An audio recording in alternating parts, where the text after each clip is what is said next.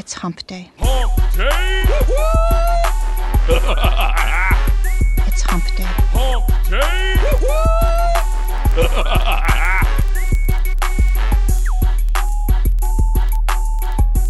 Is that Jenny in the back? Oh, we're live. Yep. Hey, everybody. Welcome to Hump Day Hangouts. This is episode 142, the episode where we ask questions at the beginning, and there's mystery people working in the background. So maybe it's my secret sweatshop. Who knows? If you got a guess, type it in, and we'll go. Hey, don't wave it.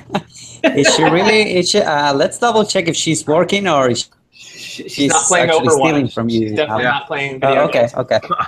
Okay, very cool. All right, well, let's say hi to everybody. We're going to introduce our guests here shortly, but just go down the line, introduce and talk to the Semantic Mastery guys, and then I'm going to hand things over to Bradley. He can introduce our guests, and we got one more showing up here in a minute. So, Bradley, how are things going in Virginia, man? Great, busy as all hell, which is a good thing.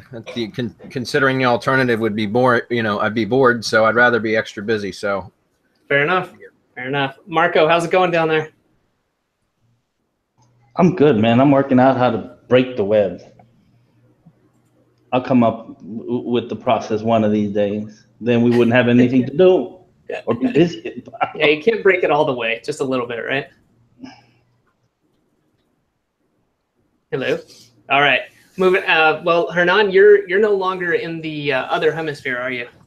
I am not longer. Well, depends on where you're actually watching this because we have people all over the place, right? But yeah, I'm not longer in the southern hemisphere. I'm enjoying the warm weather of Florida for the past 3 days. I'm staying here for a couple of weeks. So if anyone is here in South Florida, just ping me, let me know, send me a message. And we can meet, have a beer or whatever. But yeah, it's really, I'm really enjoying this. I'm excited to be here. Awesome, awesome. I'm in mid-Florida. Oh, nice. Where at? A town called Sebring. Gotcha. Right in I've heard of it. Well, we're going to save the secret introduction for one more minute. But we got some announcements we're going to run through, and then I'll hand things over to Bradley. But if you're new to Semantic Mastery, first of all, we appreciate you being here. Thanks for checking out the Hump Day Hangouts. If you've got questions, don't be afraid. I know we get a lot of people who watch, and that's fine if you just like watching and checking out the videos and getting your answers that way. But if you got questions, put them on the event page. We answer them as many as we can get through in the hour. But if you are new, we suggest you check out the battle plan, the SEO blueprint. I'm going to put the link on the page here in a second. And we got a coupon code that'll save you $75. Make it a hell of a lot cheaper for you. If you don't have an account at SERPspace, head over there at serpspace.com. You can get done-for-you services. There's also free tools. We're working on some more. There's the markup tool and a couple others. Just go check it out. You don't have to register to see what's all there, but if you want to, you can get a free account. And then if you have some questions during the week, check out support.semanticmastery.com. We put a lot of questions we see a lot from people where we give more in-depth answers and sometimes some graphs or charts to help explain things.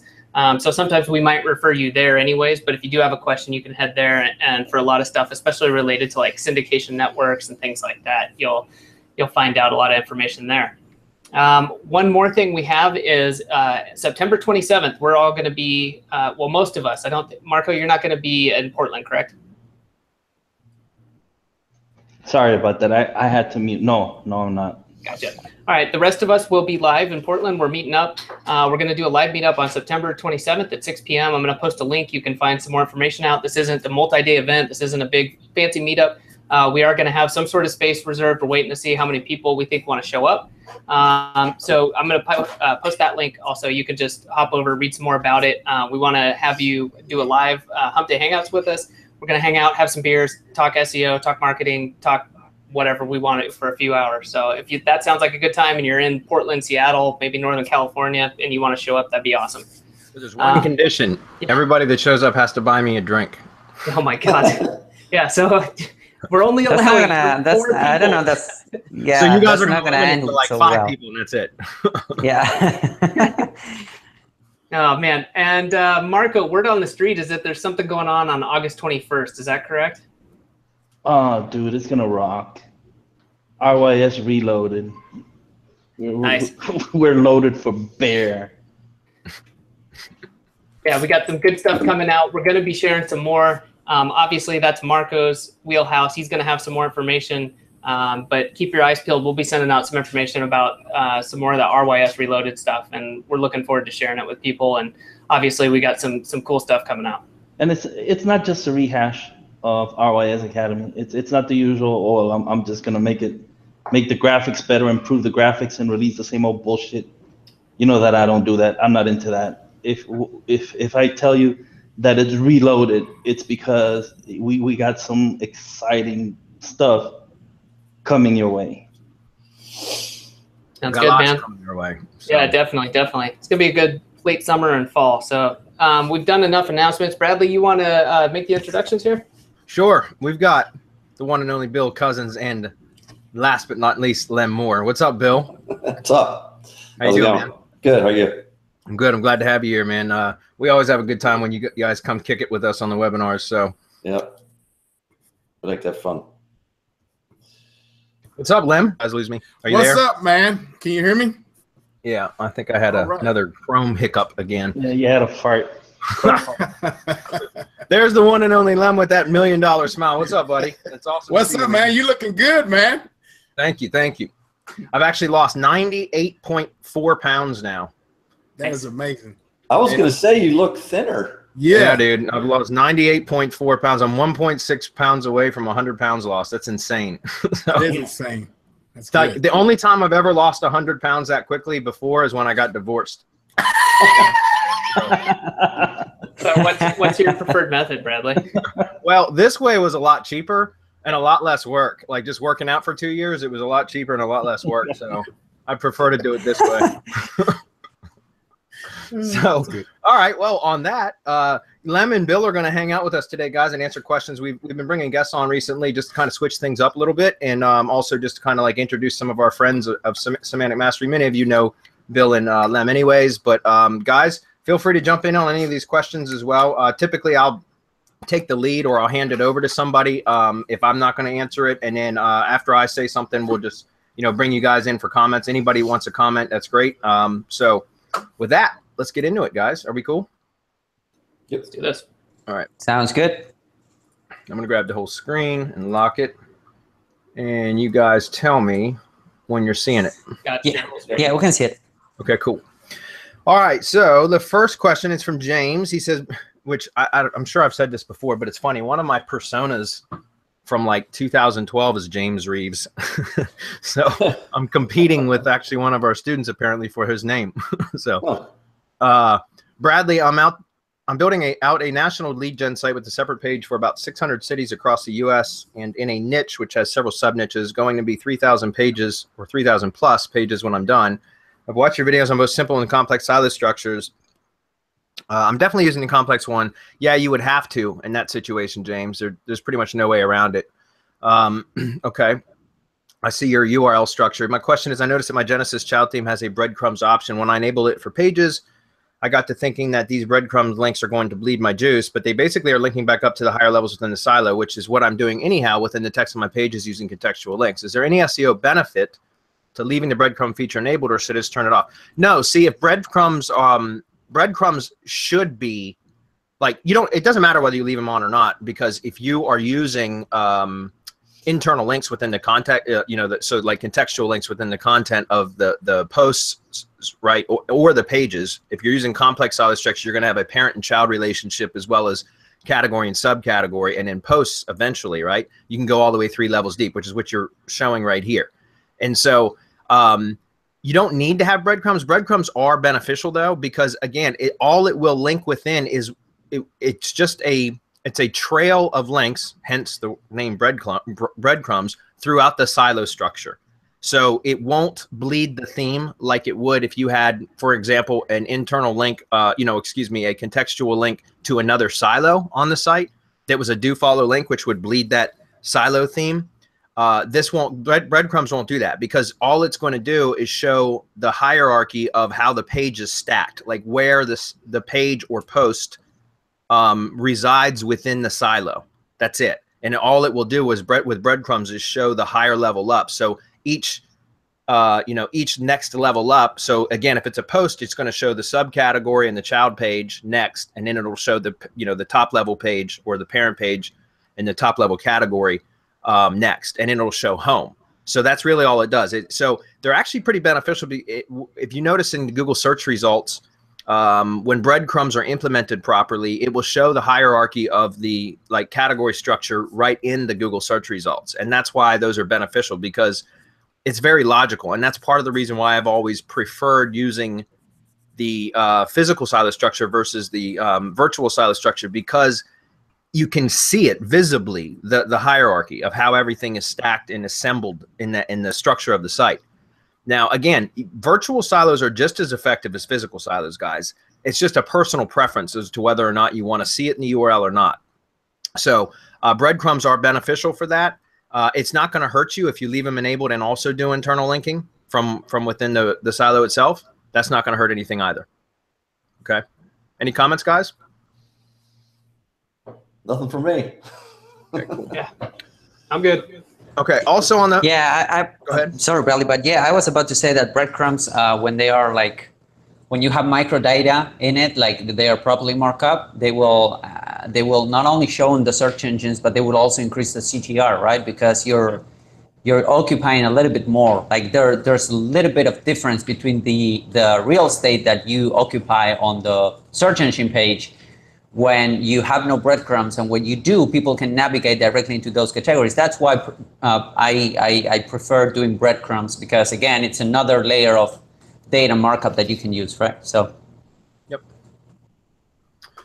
Okay, he says also on my homepage I have all 50 states, which are your top of silos, listed in columns. Is this an okay way to allow link juice that points to my root domain to flow through and be spread amongst each silo state? Yeah, that's fine. That's fine. Drop down menus can do the same thing. I wouldn't want a drop down menu with 50 items though. So what you're doing is clearly a better way for for user experience anyway. But I'm just pointing this out, is the drop down menus also will accomplish the same thing. But you got to be careful with drop down menus, because they can bleed silo themes. So if you're going to have, let's say that you had 10 categories or 10 silos on the site, and you didn't put them in columns listed on the page somewhere, right? So instead if you tried to jam 10 categories into a navigation bar without using drop downs, it would be way too busy, right? It would be really ugly, and it's just crappy. You don't want to do that. So you could put them in a drop down. Well, that's okay to do, but just remember that any links pointing to the home page are going to split across that drop down as well, because the drop down will bleed. And that's not bad from a homepage standpoint. But where that gets to be a problem is once you get on into inner pages that are within a particular silo, because if that menu, drop down menu, is still available in that, or showing, it's still present in the navigation bar, now any links coming into that particular page or post within that silo is going to get bled through that navigation bar. So in those kind of situations, and again, I know this isn't specific to you, James, but I'm just putting this out there for everybody else's benefit as well. For those kind of situations, for example, a lot of the home service type stuff that I do, if there's multiple categories or services that the contractor offers, what I like to do is put a services page on the site, right? So essentially there's only a navigation link in the, or a button in the navigation bar that links to the services page. And then on the services page, I list all the various services, which are links to the top of the silo, so the top level page for each one of those silos.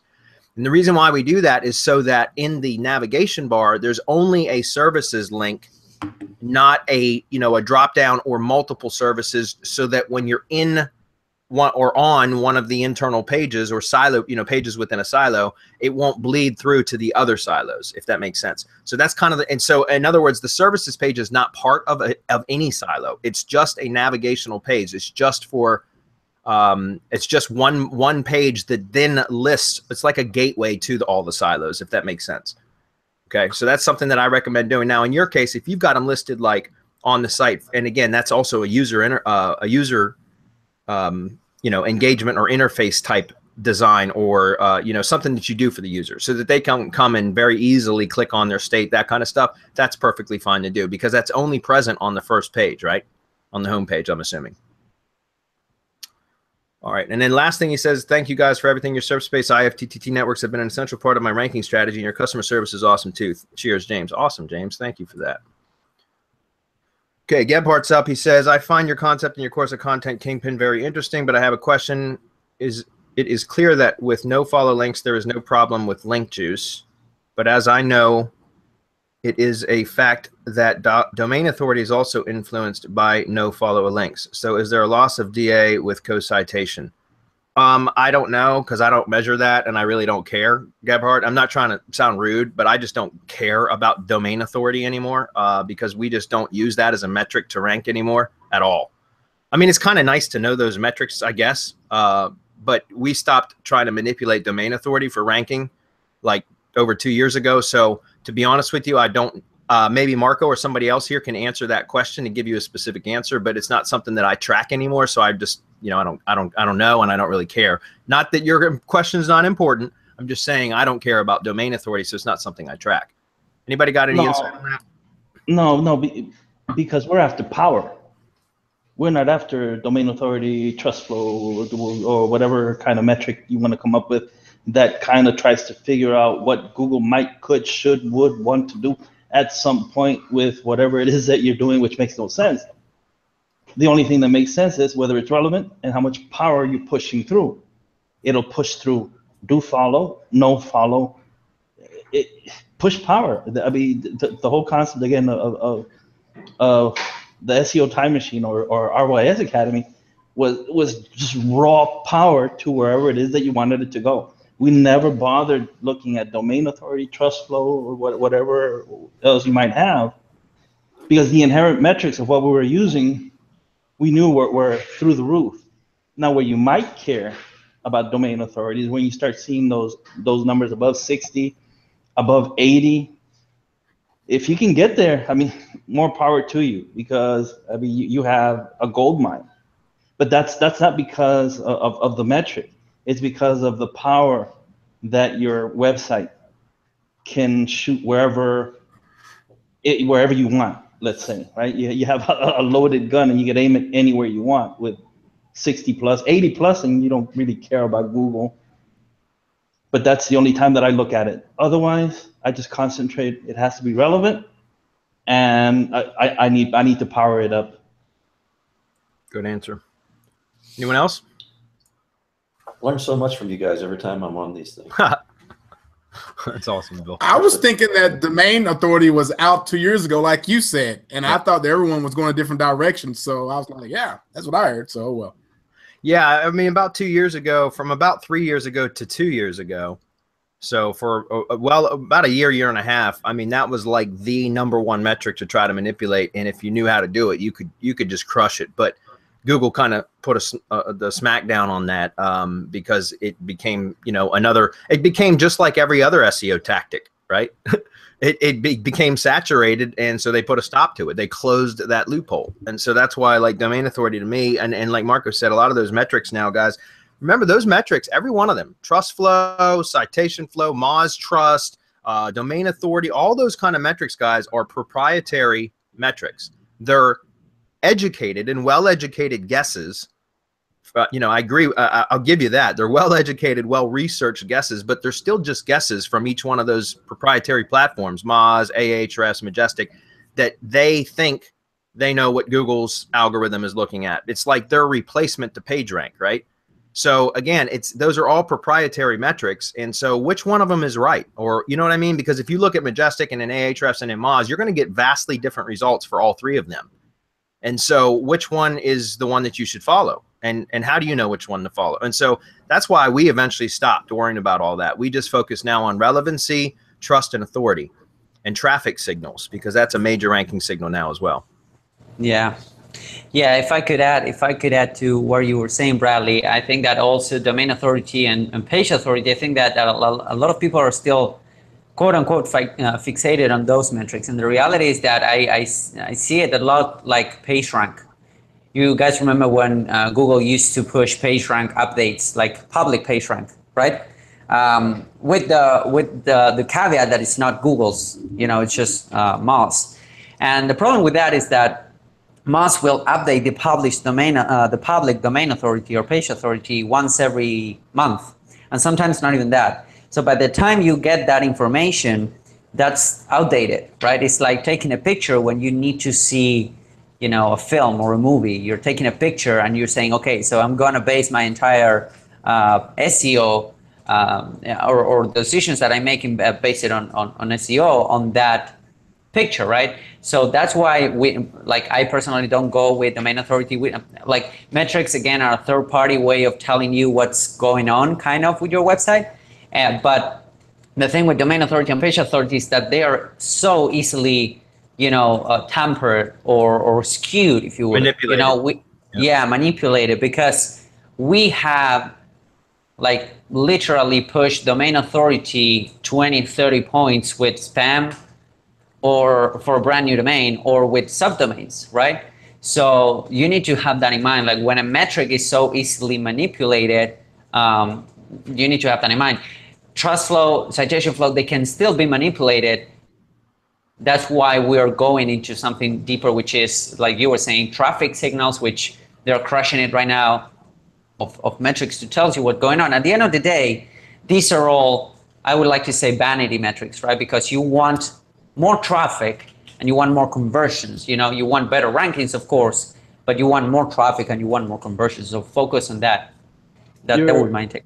Yeah, your vanity metrics should always be your check, your PayPal account, your Stripe account. How much you deposit in the bank on a weekly basis. That's your domain authority right there, baby. There you go. Real quick question on that topic, real quick. Now, what about like us passing links around inside of YouTube? You know what I mean? Like YouTube link to one video to another video. That's super powerful. Right. But here's why, Bill. The reason why that's so powerful is because, first of all, like internal like comment links, and also like I know if we look at a link in a video description, it's going to show as no follow. But I don't know this to be sure because I don't work for Google, but I believe that internal links from like one YouTube video to another or to another channel or a playlist, whatever, to another YouTube property are do follow links. And I know in the comment section they are when they link over to other YouTube properties. And so that, because they're do follow links, you can actually, you know, and it's an internal link. So it's like having support, like each individual video, right, in YouTube is like a supporting article in a blog, right? And so that's why. So it's all that link juice is contained within that same site.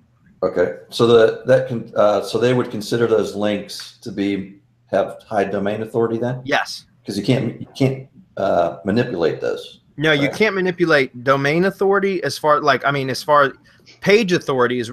YouTube domain authority, I believe, is 100, right? So it's maxed out. So there's nothing else to do there. But the page authority of individual videos or channels can be manipulated as well, and that can be powerful because now again you can push that page authority from one video to another or to a playlist or whatever else. Right. Okay. Just wondered. Yep. But with no follow links, I really don't know. And to be honest with you, like that's what Marco was talking about, Gebhardt, with like, you know, once you get into like 60 plus or like especially like 80 plus domain authority, now that's where you have some significant power to work with. And so like with Bill's question inside of YouTube, that's why there's a lot of power in there. And so it's good to build page authority on those types of pages because you can redirect. And again, when domain authority is really high, like it is in YouTube, it's 100, page authority can rise or accumulate very quickly. So if you had a domain authority, you know, 10 domain, and you tried to accumulate page authority on a particular page, you could end up getting your site smacked because unless you had some incredibly powerful links pointing at it and just you know what I mean, really relevant, powerful links. But with YouTube, because it's 100 domain authority, you can spam away on an individual video watch page, you know, video URL and raise the page authority very quickly. And then you can drop a link in the comment section of that video over to another video and kind of redirect much of that juice over to the other video.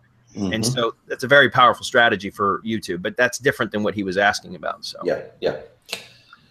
Okay, cool. Herovic up. That was a long question, but it was a good one, Gebhardt. So Herovic says, hi, Bradley. Quick question. Let's say I want to rank for a plumber in a city. On the first page, most of the listings are from yellow pages and sites with high DA. Another domain authority question.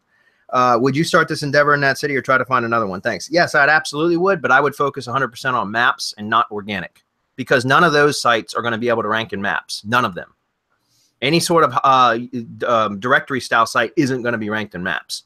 So I would go after maps. Now, it's interesting because in our mastermind, we had a thread going started earlier this week, one of our mastermind members asked about lead gen assets, setting up lead gen properties, and would, if there was if it was worth bothering going after organic listings. And I quickly chimed in and said, no, not anymore at all. In my opinion, not at all anymore, because from my own business and the types of I deal mostly with contractors,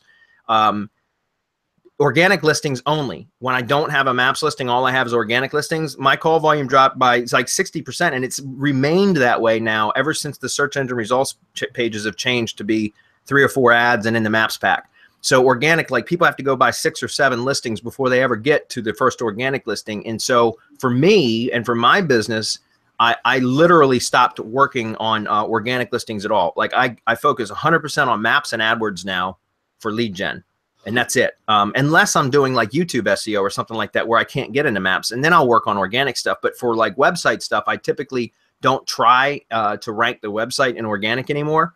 I'll just stick strictly to maps and in AdWords. And then I'll do some, like, I'm doing a lot of press release stuff now. So press releases will often rank in organic as well, but I don't really focus on trying to rank the website. So just to answer your question, Herovic, I would say, yes, I would absolutely go after those still, but I would focus on maps ranking.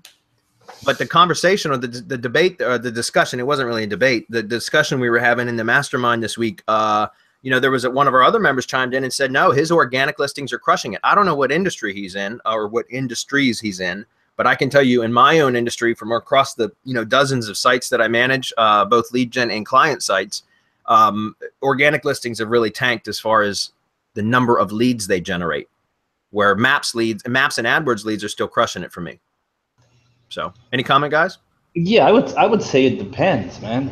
I would say that if you're seeing yellow pages and everything for a really for an important keyword, a keyword with a lot of competition, the time and effort that it's going to take to rank for it is probably not going to be worth it, because you'll end up probably not being able to rank rather quickly. I mean, YouTube is a totally different story. You've seen what we can do with Yep. YouTube, Bradley. Yep. We're talking about strictly organic rankings, right? But if it's a long tail, it could be that Google is not finding any other relevant results local to display, right? Or relevant enough to display. So they just go grab directories and they throw them up because that's what they usually do. So it could be that it's a really good opportunity to rank for that long tail. I would just say that it has to depend, and it just has to be on your list to do. But yeah, your priority, if your niche is driven by calls, it's that 3-pack. You got to be in that 3-pack. Yeah. If it isn't, if you're in a niche that isn't call driven, or maybe there isn't even a 3-pack, you might be able to force a 3-pack on the page, or you can try for that top organic ranking and try to get other assets ranked in there, like we've shown time and again. But I mean, it depends. This is it totally depends on what the keyword and niche are. Very good. Any other comments, guys? Okay. Good. Scott says, to dominate a number of local areas using Google Places, is it possible to use a post office as a satellite location? Then once I get the verification card, use the option to not display the address. Will Google shut the strategy down? Is anyone doing it? Scott, that's the strategy we've been teaching since we opened, since we launched Semantic Mastery. So that's the same strategy I've been using for years now. Will Google shut it down? Maybe. I don't know how they would do it though, because there's a lot of people that have done that now, like legit reasons too, not just spammers like us. You know what I mean? So what I'm saying is, there's always a possibility that Google might shut it down, but while it's still working, I absolutely use it. And so what you do is you can't just use a post office, you got to use, or a PO box, you got to use the street address option. Let me just show you something real quick. I'll post this on the page. This is it. This is the agreement. It's just a PDF that you fill out. It doesn't cost any additional money at all when you rent a PO box, and that's why I have this in my bookmarks, because I use it all the damn time. But yeah, all you do is when you sign up for your PO box, you fill out this form and submit it. It doesn't cost anything else, but you submit it when you go in to sign the paperwork for the PO box, and then you get to use the post office street address with a box number. So essentially it'd be like 123 Main Street number or pound sign you know, 101. And that's how you have, and they're really anal about how you list it. Like in, if you're going to be getting mail, like they don't want it to say suite or box or number. They want it to be literally the pound sign. And every single time I've ever got a PO box, they really drive that point home. So it must be important. But that's all you do is fill this form out and submit it. Now, one other thing I do want to mention, guys, is go to the USPS site. So USPS.com, I believe it is. And if you go over here and take a look at where it says look up a zip code, use that, guys. And this is a trick that I picked up, I don't know, probably a year ago, and I really haven't talked about it much. I don't know why, but this is a good opportunity to share it now. When you go to format an address for a client, or especially if you're starting a new listing, take whatever the address is that you think it is and come over here to this USPS site, go to the mail and ship, look up a zip code, click on that, and from here, enter in the street address, street address, the city, state, zip, all that as you know it or as you think it should be, and click find. And on the resulting page, the next page, it's going to show you the proper standardized formatting of that address. That's the address type that you should be using in your Google My Business listing and across all your citations and everywhere else that you list in NAP. And the reason I say that is because and I've dealt with this with clients over the years too. I've got one right now that I'm dealing with this with, where they had their address formatted incorrectly, and it's not a standardized address. So therefore, like, it screwed up their maps listing, and it's kind of a mess to clean up now because they've been in business for quite some time. But if you have the ability, especially on new properties, you want to start right out of the gate with it formatted the way the USPS tells you is the standardized addressed format. That makes sense. So just so you know, let me point this out. If you're going to do it for a PO box, I'm going to show you the proper way to do it, because I had this wrong. I've got dozens of listings out there that are wrong, but it would be like this. Let's say the post office was on 123 Main Street and the box number they gave you was 101.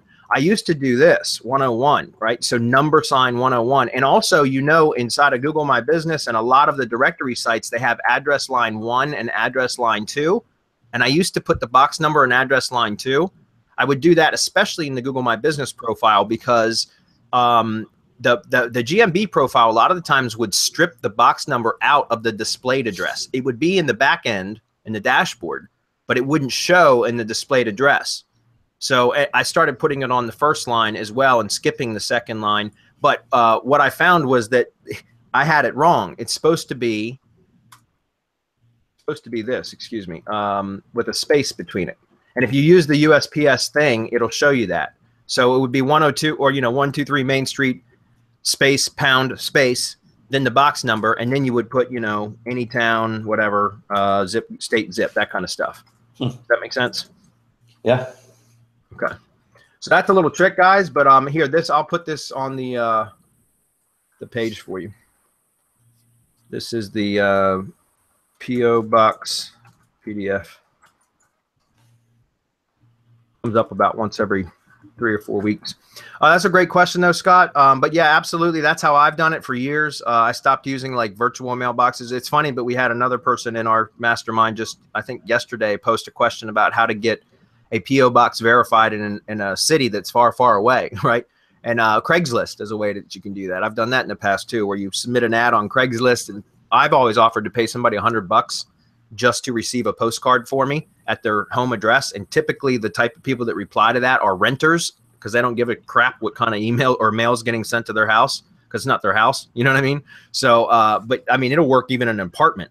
So, a lot of the times, I mean, I haven't even done it in about 2 years, but, that's another way, is to use Craigslist to tell somebody that's got a residential property and just say, hey, look, I want to send a postcard to your address. But the last thing, Scott, is absolutely after you verify the address, you want to go back in. If it's a service area business, right? If you have a point of sale, you don't want to spam that, guys. You can't spam that, because if customers come to the business location, you can't put a PO box. Right, because that's wrong. It's just like they're going to drive to the post office. So it has to be a service area type business that you do this with, in my opinion. And then you can hide the address to where all it will show is the city that it's located in. Okay, that's common sense right there. Yeah. Well, you'd be surprised. I'd tell somebody, yeah, use a PO box, and then they'd set it up for a point of sale and then cuss me about it. All right, Ivan's up. It says, hey guys, I'm starting to be active in Google Local Guides. I'm at level 3 now. Can you share some tips on what we can do to take advantage of being part of this program? Ivan, as far as I know, and I'll let Marco talk a little bit about this because he's at are you at level 10 yet, Marco? Not yet. Okay. I could have been, but they erased about 75,000 points the other day, and so I'm back down to 7. Oh, really? Okay. Okay. Yeah, that's how it goes. Ivan, some of the power of it from what I've been able to see is just the ability to make, like, I'm at level 5, almost at level 6. And for me, it's been able to make map edits for like client properties and stuff, or my own lead gen stuff that needs to be done, that they get approved right away, usually instantaneously at this point now. I don't have to wait for any sort of moderator to edit or to review my edits, which has been really beneficial for client work, mainly for people that have had maps issues that I've been able to correct. But also there's a lot of power in it. One of our mastermind members, Wayne Clayton, he's always on these dropping gifts on these event pages, but he's a top level guide, I think now. He was before they changed the point scale, at least. And he's really built up his agency by using Google Local Guides as kind of a foot in the door strategy. He's got some really cool strategies that he's done with that he's shared with us in the mastermind. I can't share them with you here without his permission, but some really good strategies on that. So perhaps if Wayne is on this webinar like he typically is, or if he watches it at a later date, he might be able to share some information with you, Ivan. I'll leave that up to him. Marco, do you want to comment on that, or anybody else for that matter? I think you covered that pretty well. There's a lot of power in images, right? Yep. And adding images for companies, adding logos, getting a lot of stuff, making map edits when you get high enough and enough trust. It's really simple. But one of the side benefits is that at some point you'll get an invitation for future Google products, offerings, right? Products and services, and you get first crack at it when you get accepted into it. Yeah, like I know that they gave people 360 cameras to go around and take those 360 pictures and that kind of stuff. So that was one of the benefits. I wasn't in early enough to take advantage of that. I've submitted my, or at least I received the invitation to participate. I filled out it's really click. And you accept the terms, and that's it. Yep. Then they contact you and let you know, okay, we'll contact you and let you know when something needs to be tested in your area. It's that kind of deal. So it's being on the inside, kind of, that really helps. Yep.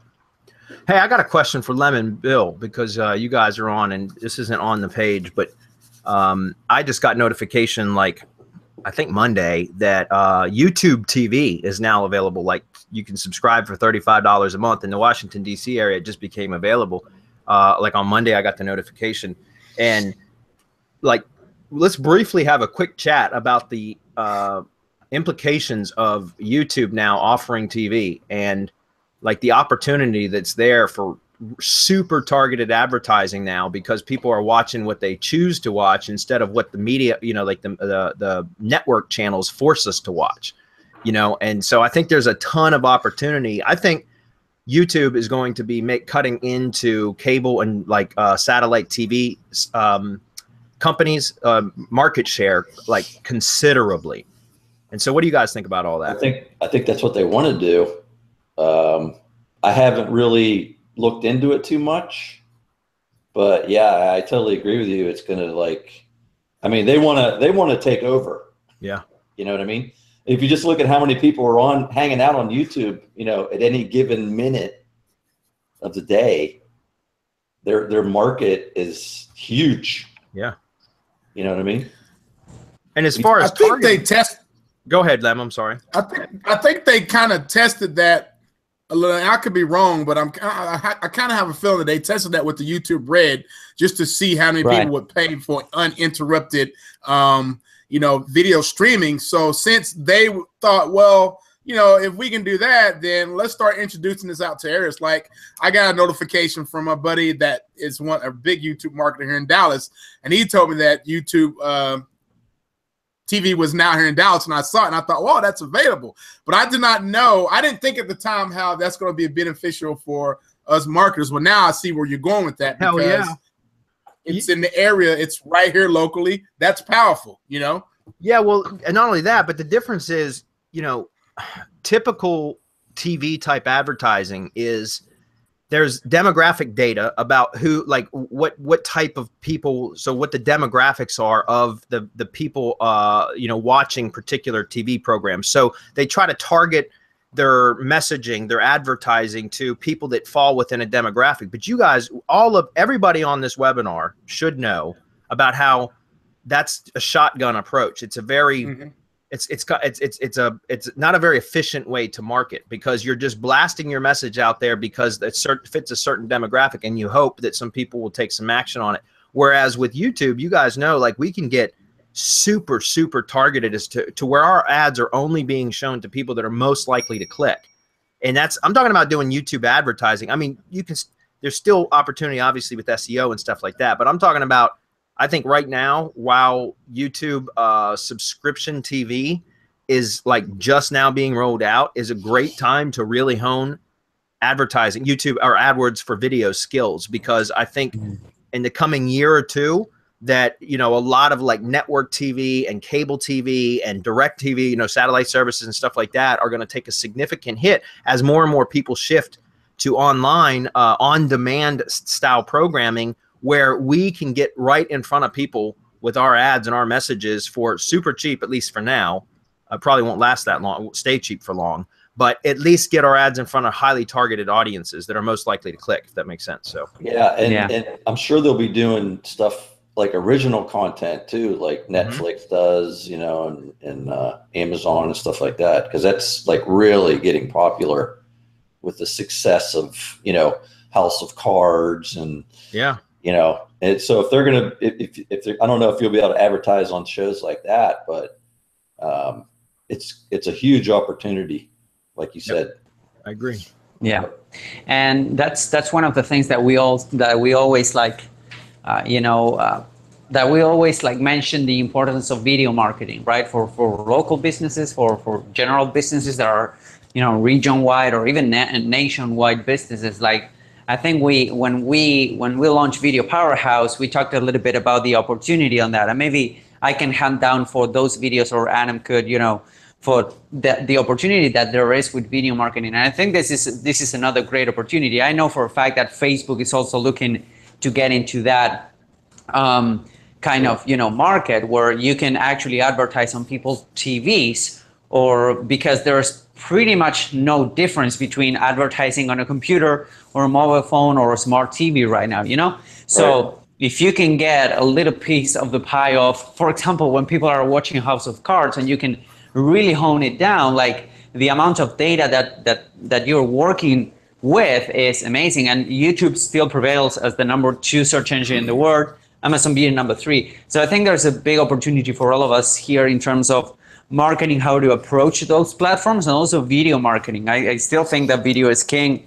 That's why, you know, we developed Video Powerhouse. We're still doing a lot of stuff with video. So yeah, I think that every one of us here should be, either for their own businesses or for clients, should be thinking about the possibility of start doing videos for marketing, getting into YouTube advertising, because yeah, I agree. The more people get in, it happened to Facebook. Like, it's really hard right now to get, like, I don't know, 5 cents per click as we used to have, you know, like 2 years ago, because everyone is now advertising over there. So yeah, there's an opportunity right now. Right. Yeah, real quick, I don't know if you guys have Sirius Satellite Radio, but I listen to it all the time.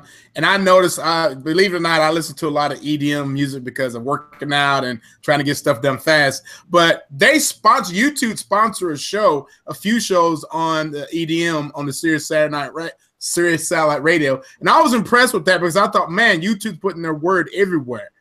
Yeah, they're starting to do things. They're making a shift. And so, yeah, I've always praised on YouTube how it's going to be big. It's going to be a big giant. It's still there. It's not going to end. So yeah, Google wants to take over as much like as they can. Like they want to be like the federal government and get their hands in everything. So it's funny because like you said, like they're taking over. I mean, now you're talking about satellite radio. We were just talking about TV and online, like video on demand, and now you're talking about satellite radio. And you're right. So that's what I'm saying. Their tentacles are extending into just about everything. And so that And what's their motto? Don't be evil. Yeah, Right. That's what it used to be. All right, guys, let's roll through the next few. I know we didn't get to all of them, guys, and there's no way we're going to today, but I do want to try to run through a few more very quickly. We've got about 10 minutes left. Muhammad's up. He says, hey, guys, so recently I've been getting more traction with my SEO lead gen business, and while it's been successful, I started thinking about taking a vacation. How do you guys handle vacations? At least when you started out. I didn't take any, Muhammad. I'm not going to lie. When I started out, I didn't take a vacation. My first full vacation, I had gone 5 years without any vacations because I couldn't leave my business. But that I don't recommend that for anybody, by the way. Do what Adam and Hernan and Chris, three of my partners, they do a lot of traveling and they get a lot of work done. Personally, I can't get much work done when I travel. So I don't like to travel much anyways. So when I do travel, I try to just like do as little as possible when it comes to work. But, maybe take some advice from Adam and Hernan and Chris, our partners, and anybody else that wants to chime in, because I see that they do a lot of traveling and they still get all their work done. So Lem does too. Lem is always on vacation. Ask him. I just got back from Montreal and Florida. It's tough. I'm going to tell you. It's tough, but if you have things in order, it makes it much simpler to work with. But if you're like just trying to drag stuff out of your butt, you're just trying to get things done, it's impossible because you have family while you're on computer. What are you doing this and that? But you have to send out your information to your people, get stuff done, and you're just checking email basically, and hopefully everything is running right. That's all I got to tell you. Yeah, I think the one thing I would say too is, Bradley, I forgot how you said this, but I mean, this kind of goes back to the point of fuck you, or what you said about like, cover your costs. Like you've got to, you work your ass off, you bust your ass to get your costs covered. Because once you get there, then you got some breathing room. Right. There's no vacation until you cover your costs. But then you can start to look at, okay, now that I've got my costs covered, once I get that extra $20, literally, like go hire someone, use that $20, hire a VA. Now you've got 2 hours free. What can you do with that? You should be able to make $100. Take that money, buy some more time, and start optimizing things that way. And not just money, but then you can have the time to say, okay, I'm going to take Wednesday afternoons and I'm going to read, for an hour on how to organize my shit so that I'm not freaking out all the time. Yeah. Right. Stuff like that. So that's my 2 cents. Yeah. Yep. Yeah. And I totally agree with the guys here. Like the reality is that initially you don't take any vacations at all. Like for the first, when you're steaming ahead, unless you're launching like your second or third company, when you already have a structure in place, or you already have the funds, or you already have a business coming in, when you're starting off from scratch, you don't take any vacations at all until that's producing, right?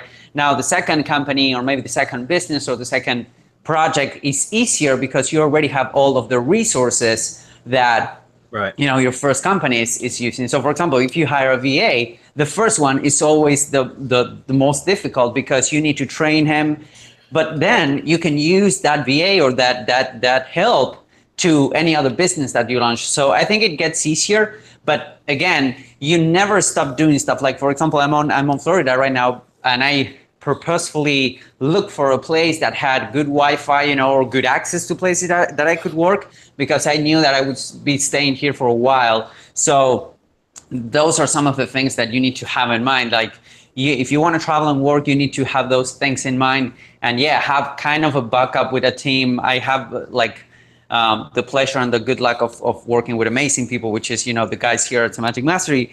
So we cover each other's a lot, but we are also building our own team separately, for some other stuff. So you need to, and it gets easier. Like you never stop doing stuff, but you should do higher level stuff, if that makes sense. One last comment I want to give on that one question, and I still want to try to get through a few more of these very quickly, but Mohammed, something else that has made in the last 2 months or so that I've been using it, and I'm looking at it right now, it sits in front of me all day, I carry it around with me, is the 5-minute journal. or excuse me, I'm sorry, excuse me. That's the one I started with originally, but then I switched to it's called the Best Self Journal. It's absolutely amazing. It's a paper journal. You bring it around, carry it around. It's, you know, small, but you carry it around and you write every single day. And I've been doing this now for about 2 months, but I spend about 15 to 20 minutes every single morning planning my day out, scheduling my day. And I can spend more time scheduling out several days. And I literally write, and the goal with the Best Self Journal is to leave no white space. What that means is no unproductive time throughout the day. And so I literally have from 6 a.m. until about 8 p.m. at night scheduled in my journal. And that way I'm getting so much more stuff done and I'm so much more focused, because now when I start to get distracted with anything, period, and I start to get off track, because I have the Best Self Journal in front of me all the time, all I have to do is glance down at it, and then it reminds me that I'm off track, because I'm seeing what I wrote down that I had spent time in the morning planning for the day. And I can see, oh, wait a minute, I shouldn't be messing around with these stupid emails that aren't going to do anything for me. I'm looking at JV Zoo offers and crap like that. I should be doing what the hell I wrote in my book that I'd be doing during this time. And that kind of stuff has really kept me on track. And I've been able to increase productivity significantly in the last couple months because of it. And it's helped me to avoid being distracted by all the bullshit offers that come through email, and as well as all the Facebook crap that goes on and all that other kind of stuff. And it's been able to me to focus in on my projects and my campaigns that I'm working on. What do you do? Oh, go ahead. Sorry. What do you do as far as like the fires that pop up, Bradley? That's my problem. You know, you can't do anything about those but put them out, unless you got firefighters on staff. You know what I mean? Right. Like VAs and stuff that can do it for you. And in my case, I have a lot of virtual assistants and stuff that take care of some of that. But there are certainly stuff or events that happen that I have to take care of, and so you just handle it. I mean, you have to. But the whole idea with properly planning your day and stuff like that is to allow for, to have some buffer time, like an hour for, reading emails and putting out fires, if that makes sense. Right. That way, instead of me checking my email 40 times a day, like I have in the past, now I'll check it in the 30 minutes that I have scheduled for it. And I'll reply then. And if a fire pops up, then I just won't check email for a while I go put the fire out, if that makes sense. Yep. One more last minute recommendation I forgot who asked this question, but whoever it was and everyone else, check out the book called Deep Work by Cal Newport. If you're not a reader, check it out on Audible. It's amazing.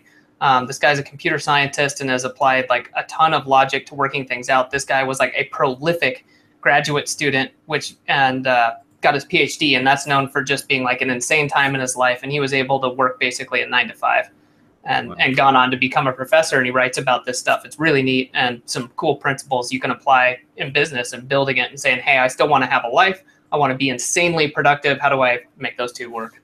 Yeah. Cool. All right. I'm going to try to run through this really quickly, guys. I know we only got like a minute left, but I was hoping to get to a couple more of these real quick. Mohammed, the second part of your question, both of those are basically the same keyword, but they're in different order. So as far as creating an alpha campaign, no, those don't need separate single keyword ad groups for those. I would just put both of those. It's the same keyword string. It's just in a different order. So those two I would add into the same ad group, the same alpha campaign ad group. Okay, that's only because it's the exact same keyword. If there was any variation, it would depend on whether it was considered a close variant or not. But in this case, I would put both of those in the same ad group within the alpha campaign. Alexander, you're asking about the like recipes. Yes, if you've already liked the video, you can't like it again, and you can't unlike it and like it again and have it trigger the syndication. It won't work. So if you basically it has to be a new channel that's liking it for the first time after the applet had been set up for it to trigger it. However, there's another way that you can do it too. Although that's only for newer videos, I believe, and that would be to use the subscription applets, the ones that will trigger on a new upload from a channel that you've subscribed to. But yeah, that would only work for newer videos. It wouldn't retroactively go syndicate videos from the channel that already existed before you subscribed. It wouldn't do that. So unfortunately, here's an option though, Alexander. Here's something else that you can do that I've done many times, is just set up. Use your Blogger blog, for example, or any Blogger blog for that matter, and just attach it, connect it to the same IFTTT network or syndication network, and set it up to where you can use Blogger or Tumblr, like Tumblr video posts, whatever. to where anytime you upload a video or, you know, you want to give another syndication boost to a particular video, just go create a post on Tumblr and publish the video post. And now Tumblr will syndicate through its RSS feed to all of the properties in the network so that it basically resyndicates that video. It's an iframe inside of a Tumblr, but who cares? You know what I mean? You still get the syndication trigger. So my point is just set up a second trigger blog. It could be a Blogger or Tumblr or WordPress. It doesn't really matter. Typically, I'll use Tumblr or Blogger for that because WordPress's sites are getting shut down a little bit easier now. So I would use one of those, but then just set that up as a separate trigger. All right. Scott, I would say right now, RYS Academy or Drive Stacks, as well as press releases, along with just validating the entity with IFTTT or syndication networks. Very powerful way. That's what I'm doing. I'm doing a lot of local stuff right now and killing it. So, Rocket Video Ranker Pro. Yeah, that too. If you're doing video SEO, that's absolutely right. Yeah. Really quickly, I'm going to answer Columbia Jones just because she's here all the time, guys, and then we have to wrap it up. And I really apologize, guys. I see a bunch of press release questions here. Guys, I can't, the press release stuff that I've been sharing, the details, that's strictly for Mastermind members as I develop our press release training course that we're coming out with, that I'm working on now. I can't share any of that stuff outside of Mastermind. Mastermind has its privileges. If you guys want that kind of information before anybody else gets it, that's what the Mastermind's about. Unfortunately, I can't share that here. So, you know, guys just have to be patient. We're going to be releasing a training course on like how to just freaking crush it with press releases, but it's going to be at least another probably 6 or 8 weeks before we're probably 8 to 10 weeks before that comes out. So you just have to be patient.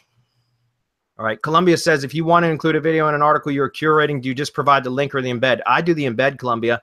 And I saw that you asked a question about, are there any particular things concerned about when using a video besides the obvious, giving appropriate attributions? If you're using a YouTube video, the very nature of it being on YouTube means that you can embed it on your site. You are expressly giving permission for that video to be shared, as long as it's just like a shared embed code, that kind of stuff, anywhere when you upload a video to Google or to YouTube. That's in their terms of service. If it's on YouTube, you can embed it on your, it doesn't matter. Even if they sent you a message and asked you to take it down, the thing is, if it's a public video, they can't, you know, they're agreeing to anybody being able to grab it and embed it and share it and that kind of stuff. If they don't want that, they can put it to private, right? If I can just add real quick, Columbia, go watch the iframe video, please. I know that she has, well, I don't know if we made that available with the battle plan. I think she got the battle plan. I'm not sure which one it is that we made available, but go. I think is that public or is that anywhere? Can we give her the link to that? Just go watch that. Go watch the iframe video, the iframe webinar, because you can get just the power behind iframes. We can't minimize it. I wish I could go more into it. I never have enough time to get everything out that I need to regarding iframes, but you need to iframe everything. That means embed. Wayne, time management tip: cut out any offers from anyone who uses Todd Gross as their spokesman. So that would be like every offer? Hours this week alone. Every awesome. offer. That's awesome, guys. All right, well, guys, I'm sorry about the rest of the questions, but this was a really, really good Hump Day Hangouts, and it was awesome to have you guys with us. Sorry there weren't more video questions, guys. We'll come back again. I need to start getting on these more often because you guys are welcome anytime. So. Yep. Appreciate it, man. So much stuff. I took notes. I saw you doing that, Lem. Yeah. I've been out of the SEO website game for a while. I used to be a beast at it, but then I'm like, I'm sticking with YouTube. Yeah. And a lot of the stuff you were saying, I was like, oh, that makes sense. That makes sense. But I get it now. So yeah, good, man. Good stuff. You're better off, man, sticking with what you're good at, because website SEO has become so much more complex over the last couple of years. Unless you've got the wherewithal to do it, the testicular fortitude, then just don't do it. So, all right, guys, and thanks everybody for being here. We'll see everybody. Thanks, guys. All right, bye, everybody. everybody. Bye. Bye.